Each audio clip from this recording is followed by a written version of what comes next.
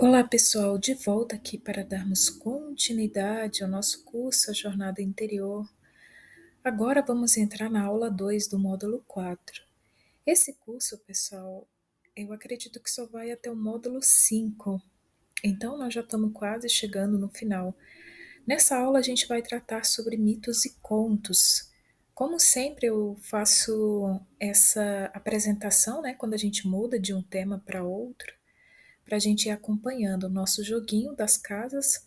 Nós já percorremos todas essas casas aqui, onde cada desenho, cada figura, imagem dessa corresponde a um assunto que a gente tratou aqui no curso.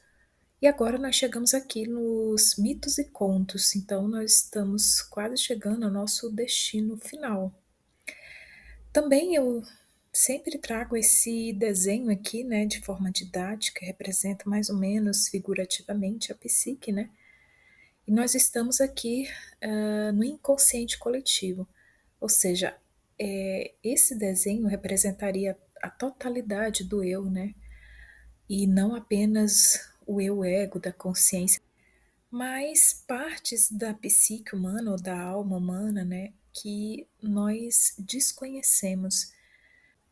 Bom, essa aula ela vai ser dividida. Nesse caso, eu vou iniciar com mitos, primeiro, né, com mitos. Então, Jung vai falar que o mito ele sempre formou a ponte entre a consciência e aquelas ideias, forças do inconsciente.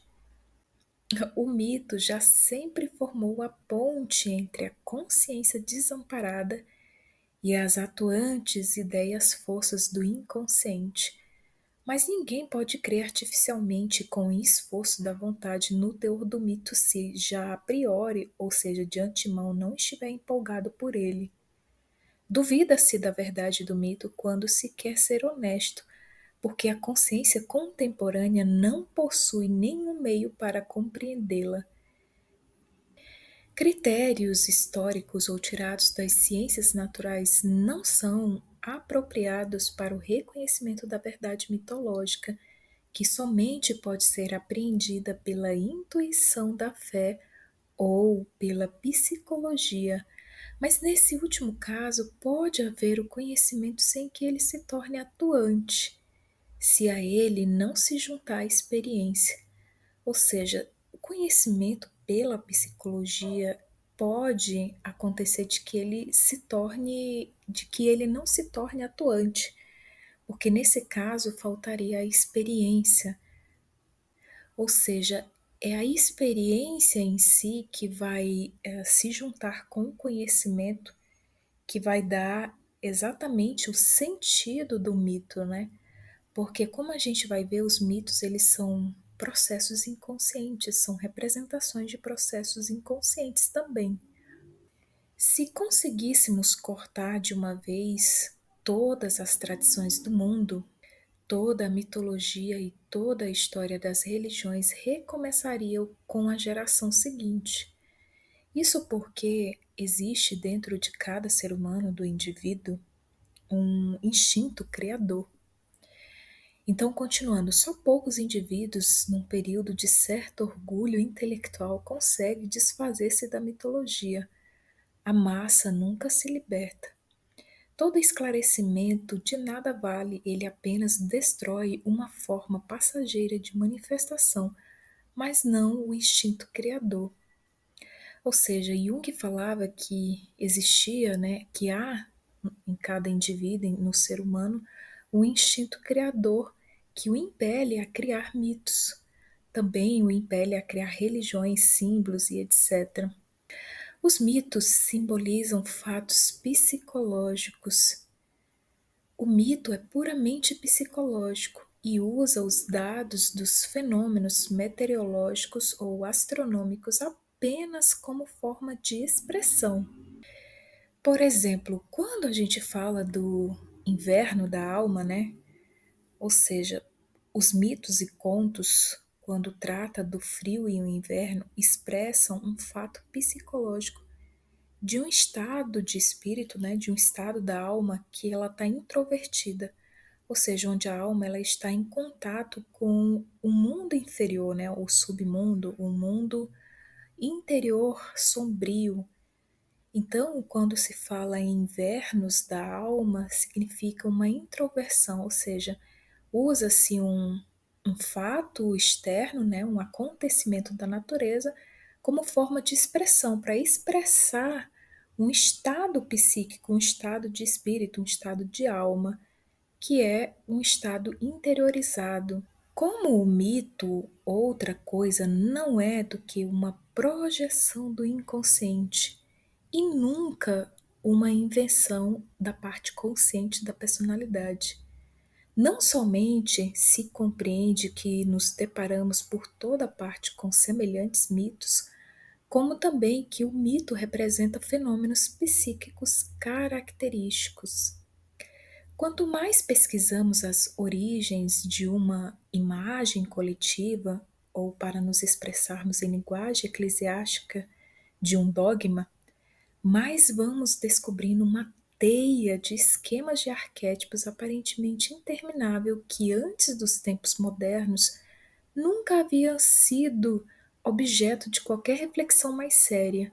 Assim, paradoxalmente, sabemos mais a respeito de símbolos mitológicos que qualquer outra das gerações que nos precederam. A verdade é que os homens do passado não pensavam nos seus símbolos, viviam-nos e eram inconscientemente estimulados pelo seu significado. No entanto, um é complemento do outro.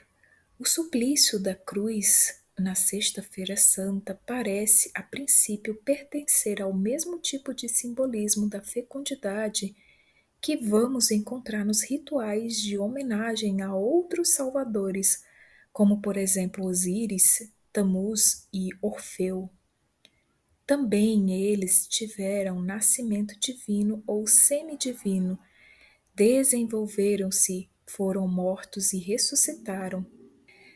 Pertenciam, é verdade, a religiões cíclicas em que a morte e a ressurreição do Deus Rei era um mito eternamente recorrente. Mesmo as afirmações mais absurdas da alquimia também têm seu sentido, mas com raras exceções, não aquelas que os adeptos procuravam atribuir a seus símbolos, mas um sentido que só o futuro foi capaz de formular. Sempre que se trata de mitologemas, é aconselhável admitir que eles significam mais do que aquilo que parecem exprimir. Da mesma forma que os sonhos não revelam ou não explicam com palavras encobertas o que já é conhecido, mas procuram caracterizar da melhor forma possível um estado de fato ainda inconsciente. Assim também os mitos e os símbolos alquímicos não são, por seu lado, alegorias evemeristas que representam segredos artificiais. Pelo contrário, procuram traduzir segredos naturais na linguagem da consciência, tornando assim conhecida a verdade que pertence a todos. A mitologia de uma tribo é sua religião viva, cuja perda é, tal como para o homem civilizado, sempre e em toda parte uma catástrofe moral. Como a gente viu na aula anterior sobre os símbolos religiosos, que eles são pontes, eles são expressões da alma inconsciente, aqui Jung fala também que a religião ela é um vínculo vivo com os processos anímicos que não dependem do consciente, mas o ultrapassam, pois acontecem no obscuro cenário anímico. Muitos desses processos inconscientes podem ser gerados indiretamente por iniciativa da consciência, mas jamais por arbítrio consciente.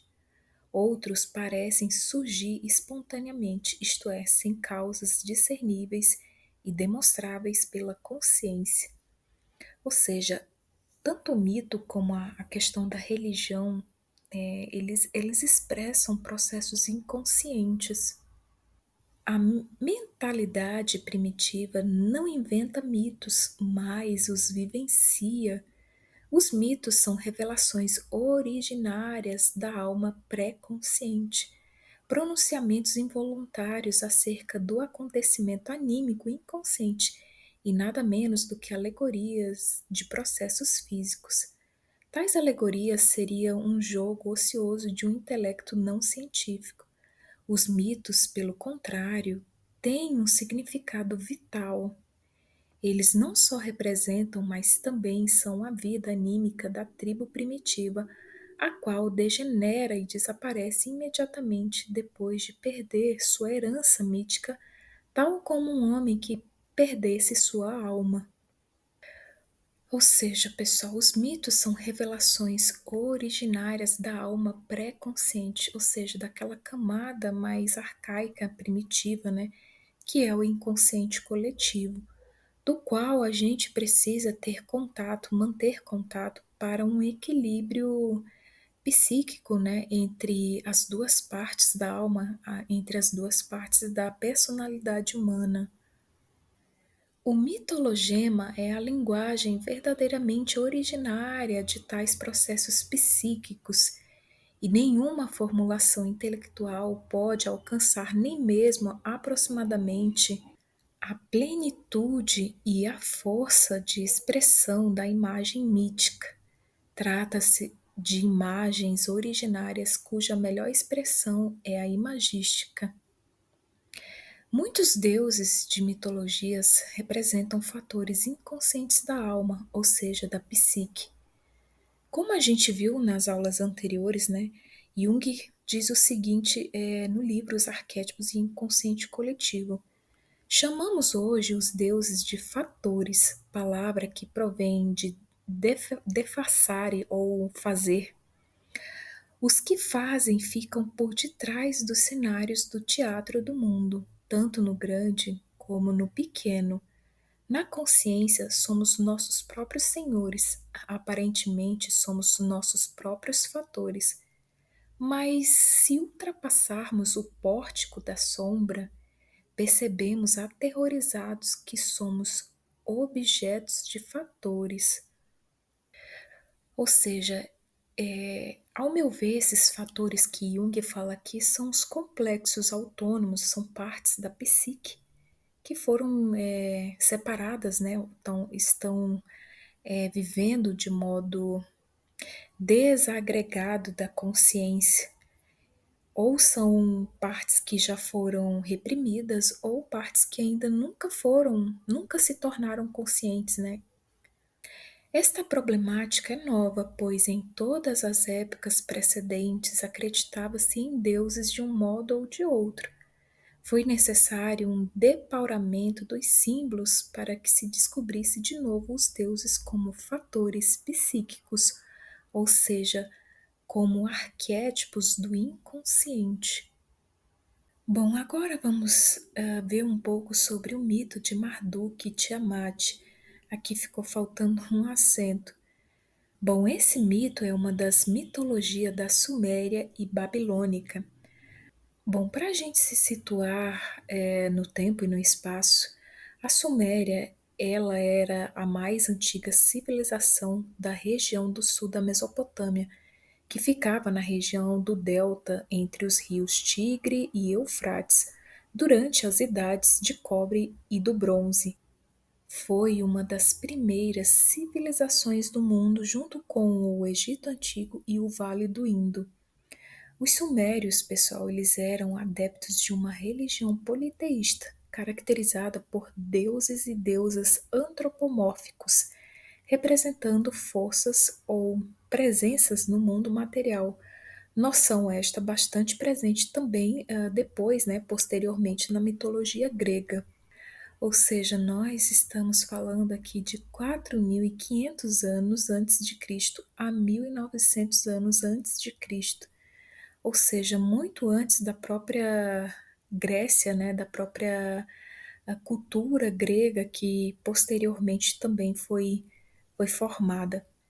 Já a Babilônia, os babilônios eles estabeleceram-se ao norte da região dos Sumérios por volta de 1750 anos antes de Cristo. Hammurabi, um rei babilônico, conquistou a Suméria e a Síria. Hammurabi conseguiu conquistar toda a Mesopotâmia. Por exemplo, quem já ouviu falar daquela lei, Código de Hammurabi, olho por olho, dente por dente? Foi a primeira lei escrita, ou seja, o primeiro código, um tipo como se fosse um código penal. Bom, é dessa época que nós estamos falando, de uma mitologia muito antes da era cristã ou da era, até mesmo da era grega. Bom, para isso, Jung ele começa a falar sobre esse mito, tratando daquela luta típica do herói solar com o dragão-baleia. Sobre este último, sabemos, no entanto, que ele representa uma imagem da terrível mãe, da voraz garganta da morte, na qual os homens são moídos e despedaçados. Quem vence este monstro adquire nova ou eterna juventude. Mas para isto, e apesar de todos os perigos, geralmente é preciso entrar no ventre do monstro, ou seja, fazendo referência à viagem ao inferno, e permanecer ali durante algum tempo, ou seja, a prisão noturna no mar. Em aulas anteriores, a gente viu que essa luta típica do herói com o dragão-baleia ou com uma serpente, né? Geralmente é símbolo do inconsciente, é o confronto do indivíduo com o seu inconsciente. Ou seja, a terrível mãe é o inconsciente. A luta com a serpente noturna significa, assim, a subjugação da mãe, a quem é atribuído um crime infame, a traição do filho. Uma confirmação plena destas interrelações nos é dada pelos fragmentos do poema babilônico sobre a criação do mundo, encontrado por George Smith, em sua maioria provenientes da biblioteca de Assurbanipal. O texto talvez seja da época de Hammurabi, ou seja, 2000 anos antes de Cristo. Aqui novamente fazendo referência que esse mito é bastante antigo. Nesta epopeia, vemos que o já conhecido Ea, filho das profundezas da água e Deus da sabedoria, dominou Apsu. Apsu é o gerador dos grandes deuses. Ea, portanto, subjugou o pai, mas Tiamat jurou vingança. Ela se armou para a guerra contra os deuses. E aqui, fazendo referência a uma imagem, né, de Tiamat na Babilônia, é um selo cilíndrico. Essa imagem foi tirada da Wikipédia, mas também no livro do Jung, o livro Símbolos da Transformação, tem essa imagem representando a luta entre Marduk contra a luta, né, contra Tiamat. Também, se a gente prestar atenção, é do mesmo cilindro, né? Aqui é tipo como se fosse um relevo em como é que se diz, em barro, e aqui a gente tem o desenho mais nítido. Bom, para quem também tiver interesse, eu encontrei no YouTube um canal que fala sobre os mitos e tem exatamente Marduk e Tiamat. Exatamente o vídeo é de 9 minutos, 9:49. É um vídeo curto, mas é bem didático, né, com ilustrações e desenhos falando sobre esse mito tão antigo, que eu vou deixar o link aqui abaixo para quem tiver interesse em saber mais sobre esse mito. Bom, aqui Jung ele faz uma transcrição no livro Símbolos da Transformação sobre uma transcrição do poema babilônico e diz o seguinte: Mãe Rubo, que tudo criava, forneceu armas irresistíveis, gerou cobras gigantes, com dentes afiados em tudo impiedosas. Com veneno encheu seus corpos ao invés de sangue, salamandras gigantes revestiu de terror. Exuberantes com feroz brilho, as fez se erguerem altas. Quem as visse morreria de horror. Seus corpos se retorceriam sem que pudessem fugir. Ela ergueu salamandras, dragões e laamas, furacões, cachorros loucos, homens e escorpiões. violentas tempestades, homens, peixes e bodes com armas impiedosas sem medo de lutar. Veementes são suas ordens, ou seja, de Tiamat, irresistíveis. Terminada sua obra poderosa, Tiamat tramou maldade contra os deuses e sua prole. Para vingar Apsu, Tiamat fez o mal. Quando ele ouviu isto, ficou muito inquieto e aflito e sentou-se acabrunhado. Dirigiu-se ao pai, seu progenitor Ansar, para comunicar-lhe o que Tiamat tramara. Tiamat, nossa mãe, encheu-se de aversão por nós, preparou uma revolta irada, furiosa. Contra o terrível exército de Tiamat, os deuses finalmente destacam o deus da primavera Marduk, o sol vencedor. Marduk se prepara para a luta. Sobre a arma mortal que fez para seu uso, lemos: ele criou o vento mau Inhulu, a tempestade Su e o furacão, os quatro ventos, os sete ventos, o turbilhão e o vento da desgraça. Soltou então os ventos que criara, sete no total, para devastar as entranhas de Tiamat. Eles o seguiram. Tomou o Senhor então o ciclone, sua grande arma, e como carro usou a barrasca incompatível, terrível. Suas armas principais são o vento e uma rede com a qual quer apanhar Tiamat. Aproxima-se de Tiamat e a desafia para a luta. Aproximaram-se então Tiamat e o sábio entre os deuses, Marduk, erguendo-se para a luta, prontos para o combate. Estendeu o Senhor então a sua rede e a apanhou, soltou Inhulu de seu séquito contra a face dela. Quando Tiamat abriu sua boca tanto quanto pôde, fez com que Inhulu nela penetrasse, para que seus lábios não mais pudessem fechar-se.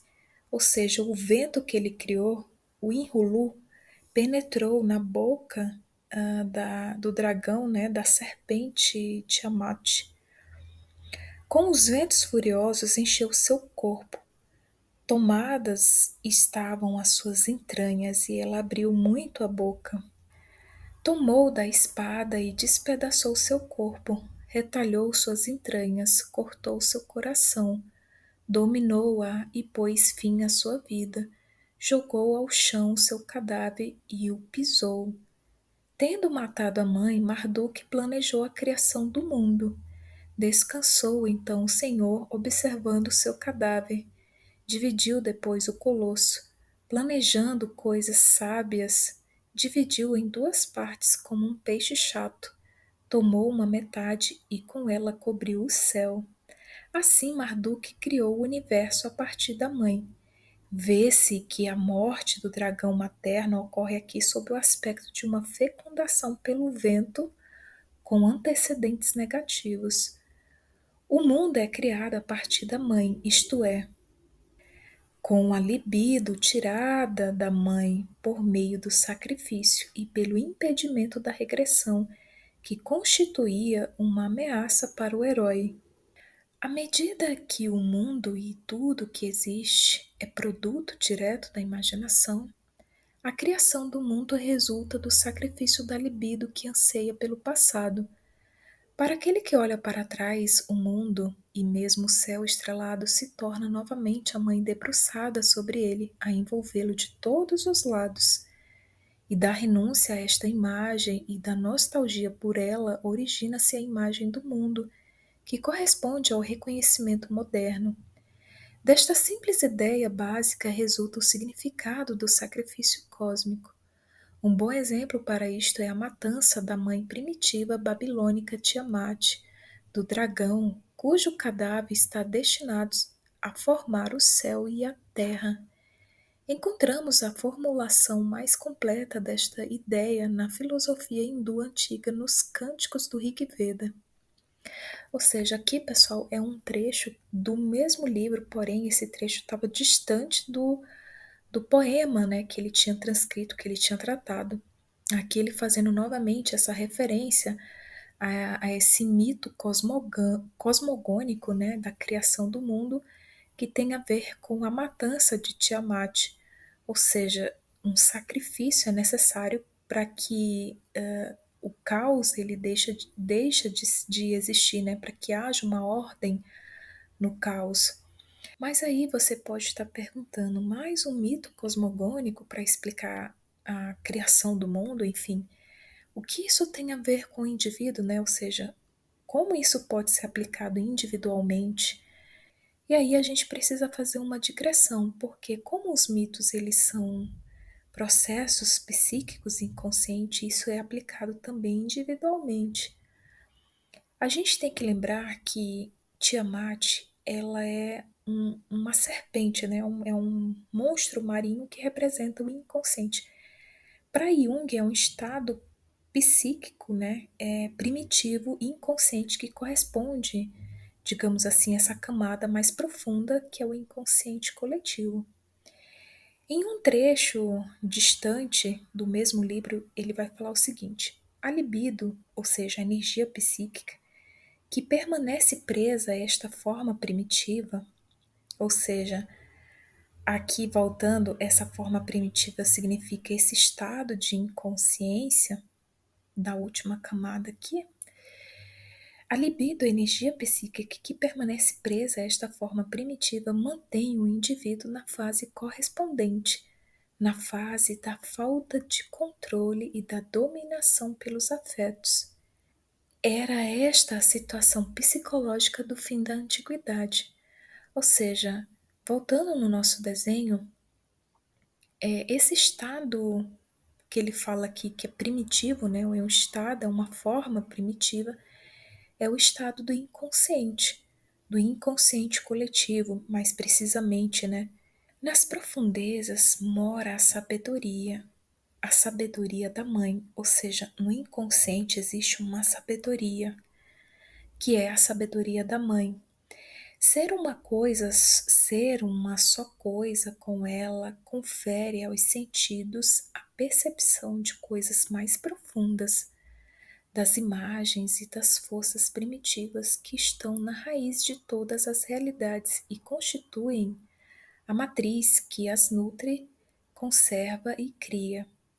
O poeta, em seu êxtase doentio, sente multiplicada a grandeza do que vê. Ou seja, Jung aqui ele está fazendo referência ao poeta Hölderlin, se eu não me engano, que teve essa experiência profunda com o inconsciente. O poeta, em seu êxtase doentio, sente multiplicada a grandeza do que vê, ou seja, ele atingiu essa sabedoria da mãe, né? Mas não se interessa em trazer para cima, para a luz do dia, aquilo que colheu na profundidade.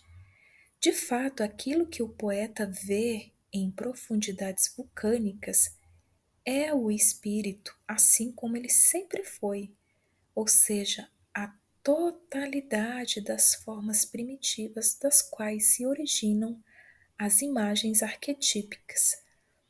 No nosso desenho aqui, eu representei essa parte, digamos assim, mais profunda, onde, digamos, encontraríamos a sabedoria dessa mãe, né, desse inconsciente, nessa imagem aqui, que seria, digamos, uma camada que talvez estaria mais profundo, né, do que essa camada do inconsciente coletivo, onde existe, digamos, uma identidade do eu com o objeto, né, com a imago do objeto.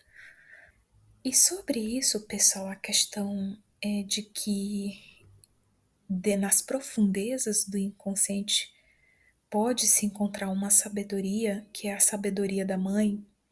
Isso é representado por outras tradições, por exemplo, a Cabala, na árvore da vida, a gente vê que existe o mundo Atzilut, né? Ou o mundo Azilut, que é o mundo das emanações, o mundo arquetípico, onde nós encontramos as três Sefirot, que é Keter, Rockman e Binah.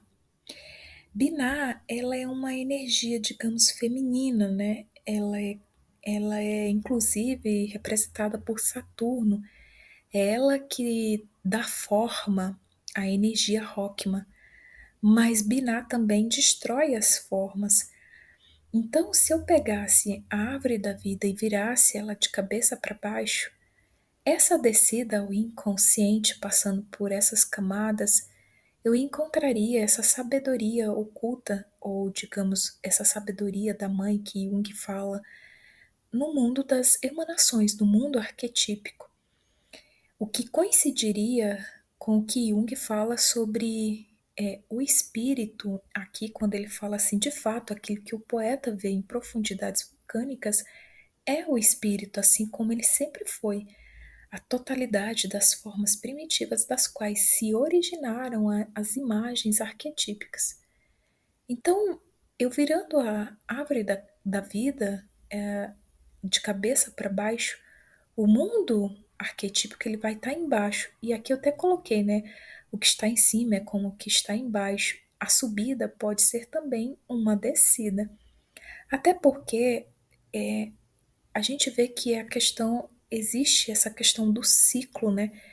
Mesmo que isso não fosse possível virar a árvore da vida de cabeça para baixo, para exemplificar essa sabedoria oculta no inconsciente, a gente tem que lembrar do Ouroboros, que é um ciclo, né, em que ele devora, o Ouroboros, ele representa esse devorar e, ao mesmo tempo, parir, né, ou seja, ele devora, ele destrói uma forma, a própria forma dele, mas ele mesmo renasce dele mesmo, ou seja, existe um ciclo aí, né, de destruição de formas e construção de outras formas, usando praticamente a mesma energia, por assim dizer. E aí, pessoal, eu trouxe aqui duas imagens do livro Aion, onde Jung ele faz um modelo, né, ele descreve um modelo de como seria essa questão dessa descida e subida, né, desse ciclo entre matéria e espírito.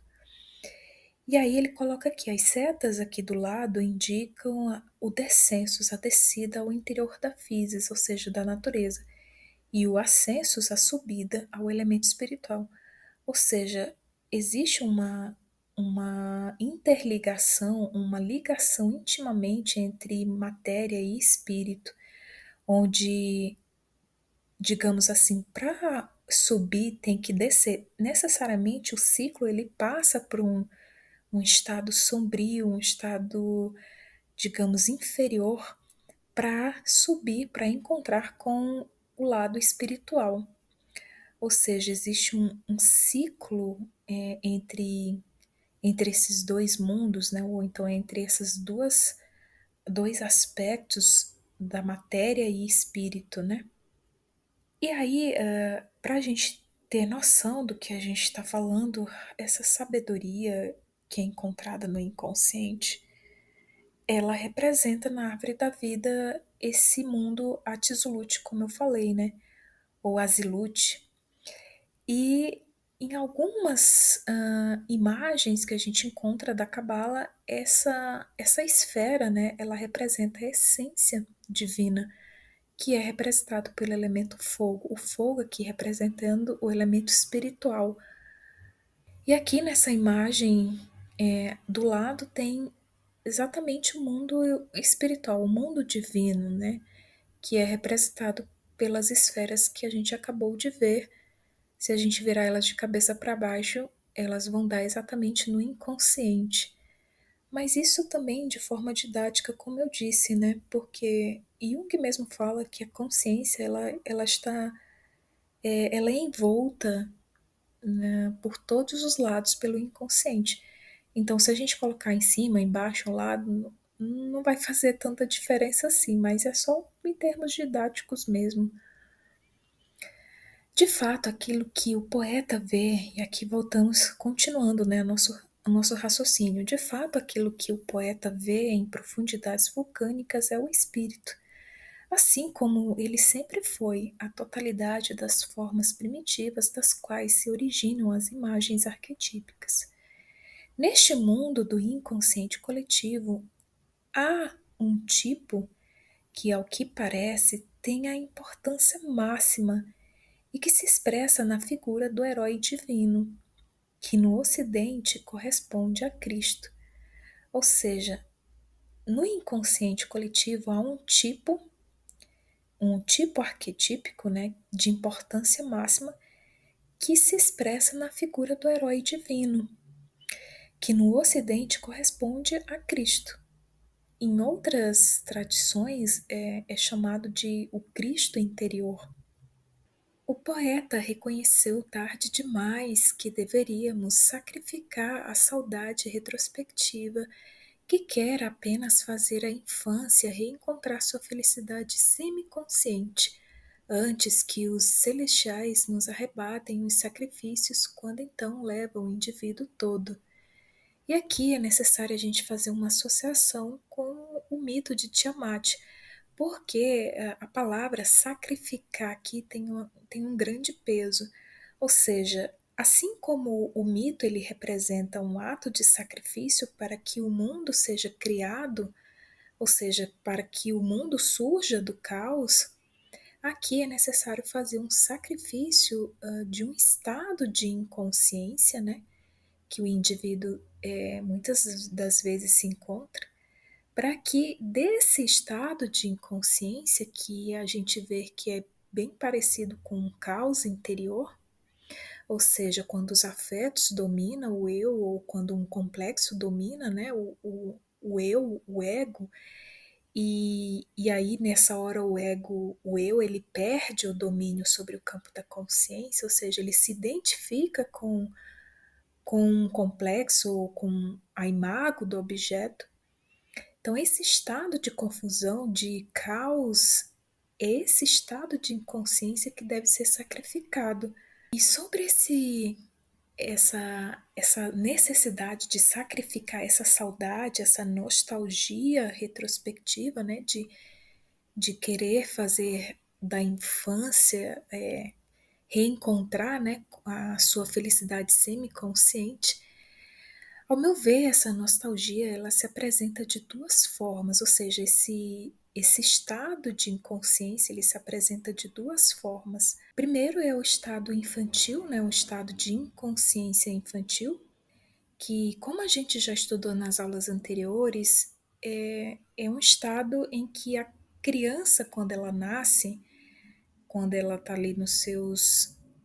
Começa a crescer, né, até os 4 anos, mais ou menos, 5, é um estado muito. A consciência é um estado crepuscular da criança, né? Ela está ainda mergulhada no inconsciente coletivo. Então, os pais ali são representantes de arquétipos para essa criança, né? O arquétipo da mãe e do pai representam não só a figura pessoal, biológica, mas na psique da criança representa muito mais, ou seja, é como se houvesse ali uma projeção do inconsciente, porque a criança ela está mergulhada ainda na parte do inconsciente coletivo, porque a sua consciência ainda está se desenvolvendo, né? O complexo do eu ainda está se estruturando. E aí muita coisa fica mal resolvida, né? Enfim, vários acontecimentos que a criança não compreendeu, enfim, guardou e aí vira um adulto, enfim, tem muita coisa ainda que é preciso resolver, né? É preciso chegar a uma consciência. Mas existe um outro estado de inconsciência que é também preciso ser sacrificado. E é esse outro estado que eu trouxe aqui um trecho para vocês compreenderem o que eu disse em relação a que esse outro estado de inconsciência é um estado de indiferenciação do espírito. Ou seja, é um estado muito mais profundo de inconsciência do que o estado, digamos ali, da primeira infância, né, da infância. E aí eu trouxe um trecho do Arquétipos e Inconsciente Coletivo, onde Jung explica esse estado que eu percebo como um estado de inconsciência também. Ele diz o seguinte: o que eu já disse sobre o inconsciente coletivo pode dar uma ideia mais ou menos adequada daquilo que eu tenho em mente. Voltando agora ao problema da individuação, sentimos-nos diante de uma tarefa invulgar. A psique é constituída de duas metades incongruentes que juntas deveriam formar um todo. Tendemos a pensar que a consciência do eu é capaz de assimilar o inconsciente, ou, pelo menos, temos a esperança de que tal solução seja possível. Infelizmente, na realidade, o inconsciente é inconsciente, isto é, não o conhecemos. E como poderíamos assimilar algo desconhecido? Mesmo que possamos fazer uma imagem bastante completa da ânima e de outras figuras, isto não significa que tenhamos penetrado nas profundezas do inconsciente. Esperamos dominar o inconsciente, porém, os mestres do domínio, os yogis, alcançaram a perfeição no samadhi ou samadhi, um estado de êxtase que, segundo sabemos, corresponde a um estado inconsciente. Ou seja, pessoal, aqui quando ele comenta sobre o fato de que os yogis, né, ou seja, os mestres do domínio, os yogis, eles alcançam a perfeição no samadhi, um estado de êxtase que, segundo sabemos, corresponde a um estado inconsciente. É exatamente esse estado inconsciente que eu tenho a percepção de que é um estado mais profundo ainda de inconsciência, que eu chamo de um estado de indiferenciação espiritual. E aí ele continua: é indiferente que eles chamem nosso consciente de consciência universal. O fato é que, no caso dos indianos, o inconsciente devorou a consciência do eu. Eles não percebem que uma consciência universal é uma contradição na adição, porquanto excluir, escolher e diferenciar é a raiz e a essência de tudo aquilo que reivindica o nome de consciência.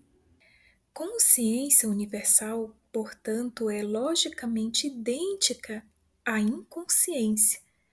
Acontece que uma utilização correta dos métodos do Canon Pali ou da Yoga Sutra ocasiona uma ampliação notável da consciência.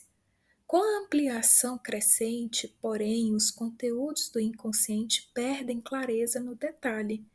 Afinal, a consciência torna-se abrangente, mais nebulosa. Uma quantidade infinita de coisas desemboca então em um todo indefinido, estado em que sujeito e objeto tornam-se quase completamente idênticos. Tudo isto é belo, mas dificilmente recomendável para as regiões situadas ao norte do Trópico de Câncer. Este é o motivo pelo qual temos que buscar uma outra solução. Acreditamos na consciência do eu e naquilo que denominamos realidade. Para nós, tem sentido ocupar-nos com a realidade. Consciência e inconsciente não constituem uma totalidade quando um é reprimido e prejudicado pelo outro. Ou seja, esse estado de êxtase, pessoal, que é um estado mais profundo de inconsciência, onde praticamente a consciência do eu se dissolve no inconsciente. E aqui Jung representa isso como um devorar, né? Os mitos representam isso como um devorar, que é o devorar do dragão, né? É o engolir a consciência do eu. Quando isso ocorre, aqui no caso dos yogis, né, os indianos, eles chamam isso de consciência universal. Mas para Jung, né, ele identifica que é um estado de inconsciência, porque em que pese, embora a consciência ela amplie nesse estado, realmente há uma ampliação, a gente não pode negar que existe uma ampliação, mas a questão é que com essa ampliação crescente da consciência, os conteúdos do inconsciente eles perdem clareza no detalhe. Ou seja, a consciência ela se torna abrangente, mas ela se torna também nebulosa. Uma quantidade infinita de coisas desemboca então em um todo indefinido. estado em que sujeito e objeto tornam-se quase completamente idênticos, ou seja, é como se o eu se perdesse no inconsciente. Bom, em outro livro, em Tipos Psicológicos, se eu não me engano, ele traz um trecho sobre o mestre Eckhart, né? Que ele fala sobre essa questão do nascer da alma em Deus e de Deus nascer na alma. Há uma diferença. O nascer da alma em Deus significa que o eu se dissolveu no inconsciente, ou seja, ele perde ali, digamos, os limites do seu eu, né, da sua consciência. Ele se dissolve. Só que quando Deus nasce na alma, significa que o indivíduo em que pese ele passar ali pelo momento de uma dissolução no inconsciente, mas ele consegue diferenciar daquilo que ele está vendo lá, digamos assim, lá embaixo, né? Porque não é embaixo, isso é dentro, né? No interior. Ou seja, ele consegue diferenciar partes da psique desse mar do inconsciente, né? Que é o inconsciente coletivo. E aí, esse é um processo que Jung deu o nome de individuação. É como se a pessoa ela conseguisse diferenciar o Cristo interior dentro dela. Eu sei que a princípio é complicado, mas conforme a gente vai estudando, as coisas vão se tornando mais claras.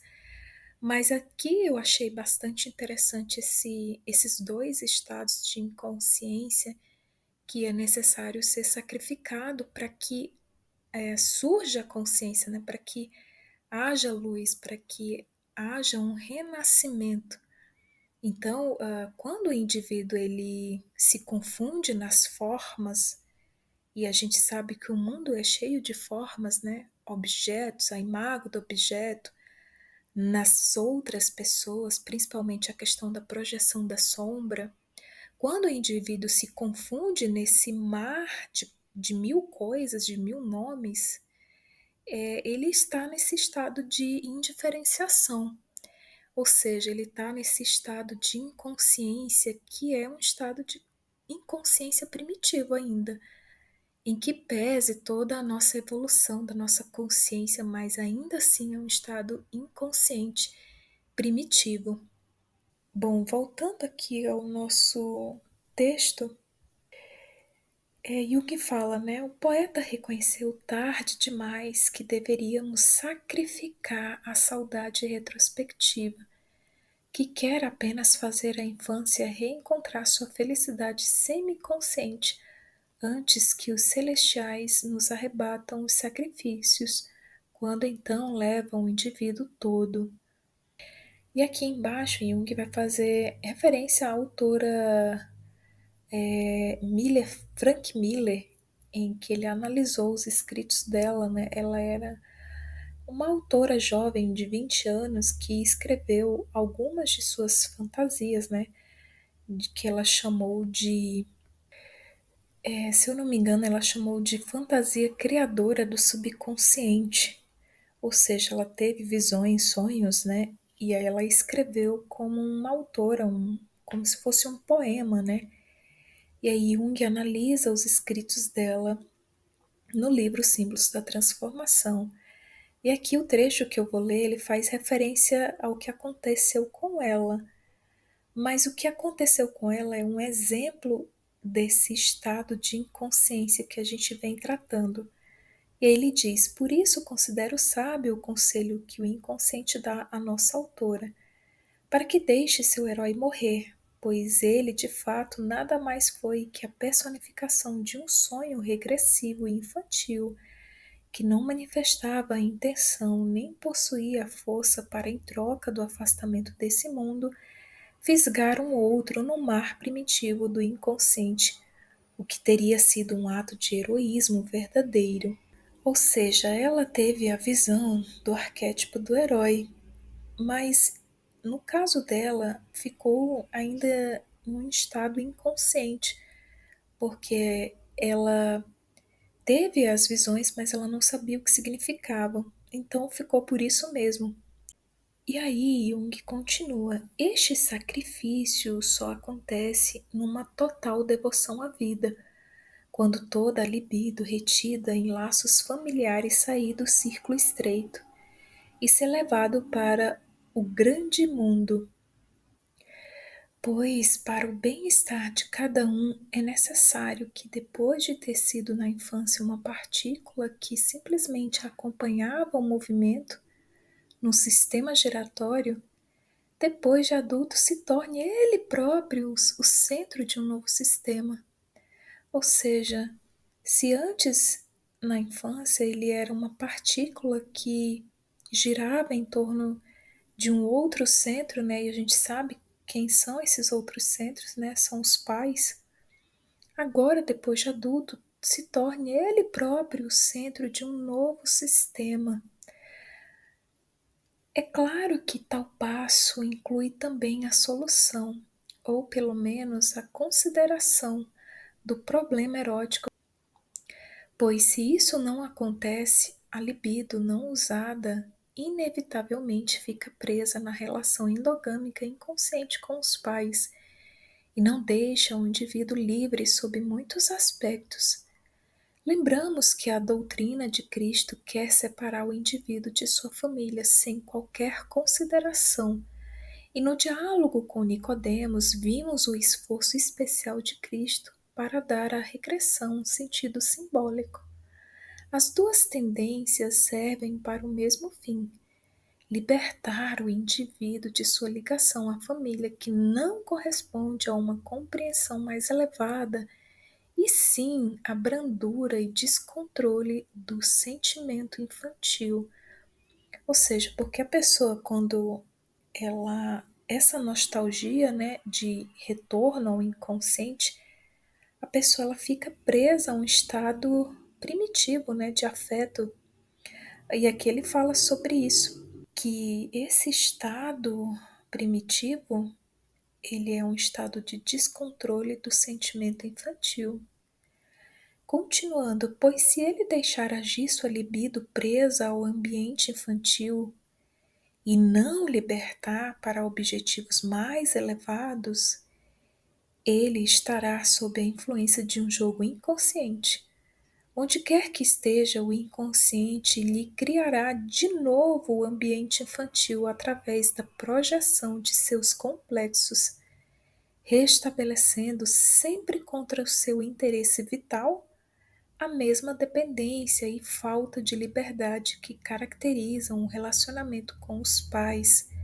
Seu destino não passa por suas mãos.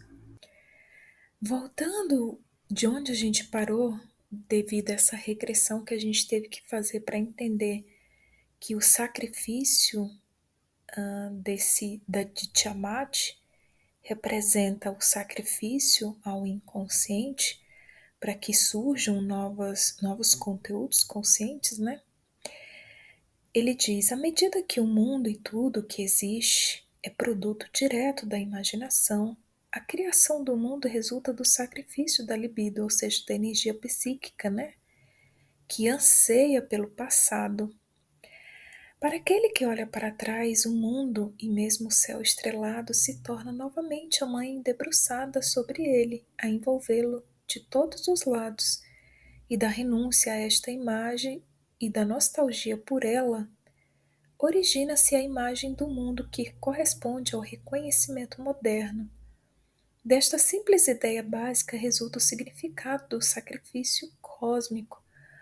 Um bom exemplo para isto é a matança da mãe primitiva babilônica Tiamat, do dragão, cujo cadáver está destinado a formar o céu e a terra.